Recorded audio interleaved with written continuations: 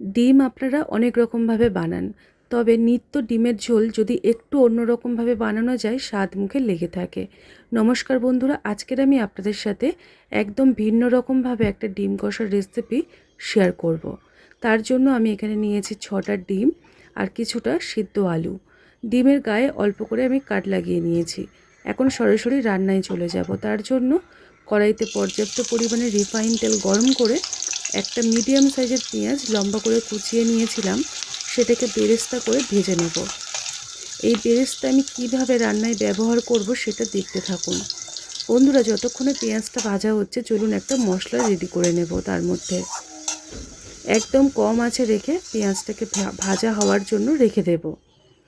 এদিকে একটা বাটি আমি নিয়েছি, তার মধ্যে নিয়ে নিচ্ছি 1 থেকে 1.5 ইঞ্চি পরিমাণে আদা, একটা গোটা রসুন যেগুলো ছাড়িয়ে নিয়েছি, আর নিয়ে নিচ্ছি এখানে একটা ছোট্ট সাইজের টমেটো 4 টুকরো করে, আর ঝাল আর কালারের জন্য 4টে শুকনো লঙ্কা।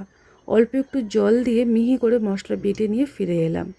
আজকের আমাদের এই ডিম কষা তৈরি করার জন্য বাটা মশলা আমার একদম রেডি হয়ে গেছে। যতক্ষণে মশলাটা রেডি করছিলাম এদিকে দেখুন পেঁয়াজটাও ভেজে একটা সুন্দর কালার চলে এসছে। এখন এগুলোকে তুলে নেব, কারণ এর থেকে বেশি ভাজলে তেতো হয়ে যাবে। তো আজকের আমার ডিম কষার জন্য বেরেস্তা বা পেঁয়াজ ভাজা একদম রেডি। ওই তেলের মধ্যে অল্প একটু লবণ অ্যাড করে দেব, দিয়ে একে একে ডিমগুলোকে ভেজে নেব। ভাজার আগে অবশ্যই করে চেষ্টা করবেন ডিমের গায়ে অল্প একটু কাট লাগিয়ে নিতে, নাহলে কিন্তু ভাজার সময় ডিমগুলো অনেকটাই ফাটে, তাতে অসুবিধা হয়। গ্যাসের আঁচটাকে জোরে রেখে আমি কিন্তু ডিমগুলোকে কিছুক্ষণ ভেজে নেব। কিছুক্ষণ বলতে 1 থেকে 1.5 মিনিট ভাজবো। এর থেকে বেশি ভাজলে ডিমটা শক্ত হয়ে যাবে, খেতে ভালো লাগবে না। অল্প একটু হলুদ গুঁড়ো আর অল্প একটু লাল লঙ্কার গুঁড়ো দিয়ে ডিমটাকে ভালো করে ভেজে নেব। খুব বেশি কড়া করে ভাজবো না।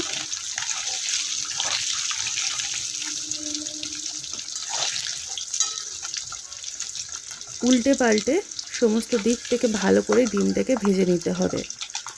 ভালো করে তেল ঝরিয়ে এখন আমি ডিমগুলোকে তুলে একটা সাইডে রেখে দেব। আপনারা চাইলে কাঁচা ডিম দিয়েও কিন্তু ডিম না ভেজেও রান্না করতে পারেন। এবারে কড়াইতে যে পরিমাণে তেল দিয়েছি সেই তেলের মধ্যে আলুগুলোকে একটু ভেজে নিতে হবে। অনেকে আছেন যারা বলেন যে সিদ্ধ আলু দিয়ে রান্না করলে টেস্ট হয় না, কিন্তু এই সিদ্ধ আলু যদি একটু তেলের মধ্যে ভেজে নেওয়া যায় তাহলে এর টেস্ট কিন্তু কাঁচা আলুর থেকেও দ্বিগুণ হয়। যারা জানে তারা কিন্তু ভালোভাবেই জানে যে সিদ্ধ আলুতেও দুর্দান্ত স্বাদ হয়। এখন আমি মোটামুটি 3-4 মিনিট কম আঁচে রেখে ভেজে নেব। একদম উল্টে পাল্টে আলুটাকে ভেজে নিয়ে আমি রেডি করে নিয়েছি। দেখুন, আজকে রেসিপি তৈরি করার জন্য আলু এবং ডিম দুটোই কিন্তু এই রকমভাবে আমি রেডি করলাম। সমস্ত আলুগুলোকে ভালো করে তেল ঝরিয়ে আলাদা একটা জায়গায় রেখে দিয়েছি। এখন এর মধ্যে 3টে এলাচ আর 3 থেকে 4টে লবঙ্গ অ্যাড করে দিলাম। অল্প একটু সাদা জিরে দিয়ে দিলাম, আর আমি এখানে অ্যাড করে দেব একটা তেজপাতা, যেটা 3 থেকে 4টে টুকরো করে নিয়েছিলাম। ফোড়ন থেকে যখন খুব সুন্দর একটা ভাজা গন্ধ বেরোবে তারপরে এখানে অ্যাড করে দিতে হবে আগের থেকে পেস্ট করে রাখা মশলা। অবশ্যই করে চেষ্টা করবেন ফোড়নটা খুব ভালো করে ভেজে নিতে। দেখুন, আমি এখানে বাটা মশলা অ্যাড করে দিলাম, দিয়ে ভালো করে আমি মশলাটাকে কষাতে থাকবো। কারণ এখানে রসুনের পরিমাণটা কিন্তু একটু বেশি করেই আমি দিয়েছি। আর রসুনের দেখবেন একটা চড়া একটা থাকে, গন্ধ থাকে, সেটাকে পুরোপুরি কাটিয়ে নিতে হবে। যখন দেখবেন তেলটা এইভাবে উপরে উঠে এসেছে তখন বুঝতে পারবেন ভাজাটা খুব সুন্দর হয়েছে। তারপরে এখানে অ্যাড করে দিতে হবে ভেজে রাখা পেঁয়াজ বাটা। পেঁয়াজ যেটা আমি বেটে রেখেছিলাম অল্প একটু জল দিয়ে মিক্সারে ঘুরিয়ে নিয়েছি। তারপরে দিয়ে দিলাম সামান্য পরিমাণে হলুদ গুঁড়ো, লাল লঙ্কার গুঁড়ো, জিরে গুঁড়ো আর ধনিয়া গুঁড়ো। ধনিয়া গুঁড়োটা এখানে আমি চা চামচের 1 চামচ দিয়েছি। বাকি মশলাগুলো খুবই সামান্য পরিমাণে আমি দিয়েছি। ঝালের ঝালটা আপনারা যে যেমন পছন্দ করেন সেই বুঝেই দিয়ে দেবেন। সবার শেষে আমি এখানে অল্প একটু গোলমরিচের গুঁড়ো অ্যাড করেছিলাম। গোলমরিচটা শুধু ঝালের জন্য নয়, খুব সুন্দর একটা রান্নার ফ্লেভার আনে। এখন মশলাটাকে ভালো করে 1 থেকে 1.5 মিনিট কষিয়ে নিয়েছি কম আছে। তারপরে এখানে ডিম আর আলু একসঙ্গে অ্যাড করে দিতে হবে।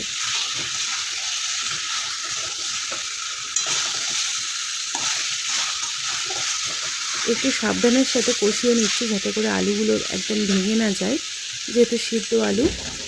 তারপরে এখানে অ্যাড করে দিতে হবে প্রয়োজন মতো উষ্ণ গরম জল। বন্ধুরা, আমি এখানে গরম জল ব্যবহার করছি কারণ রান্নাটা স্বাদ যাতে একই রকমই থাকে। এখন এখানে প্রয়োজন মতো জল দিতে হবে। রান্নাটা খুব একটা ঝোল হলে ভালো লাগবে না, তাই এখানে আমি মোটামুটি এক থেকে 1.5 কাপ পরিমাণে জল অ্যাড করেছিলাম। স্বাদ মতো লবণ দিয়ে ঢাকনা দিয়ে 5 মিনিট ফুটিয়ে নিয়েছি। তারপরে ঢাকনাটাকে খুলে আপনাদেরকে আমি দেখিয়ে দিচ্ছি, দেখুন কতটা সুন্দর হয়েছে।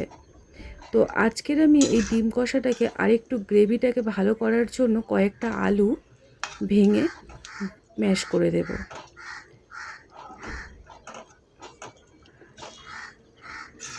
ঘরোয়াভাবে ডিমের রেসিপি বানিয়ে দেখালাম, একদম রেস্টুরেন্টের স্টাইলে বন্ধুরা, একদম অন্যরকমভাবে। কালারটা যতটা সুন্দর দেখছেন, খেতেও কিন্তু মাছ মাংসের থেকেও কিছু কম যায়নি। সবার শেষে একটু শাহি গুঁড়ো গরম মশলা আর অল্প একটু গোলমরিচের গুঁড়ো দিয়ে আমি এটাকে ঢাকনা দিয়ে 5 মিনিট রেখে দেব। এতে করে গরম মশলা এবং গোলমরিচের ফ্লেভার রান্নায় খুব সুন্দরভাবে ঢুকে যাবে আর রান্নাটা খেতেও দারুণ হবে।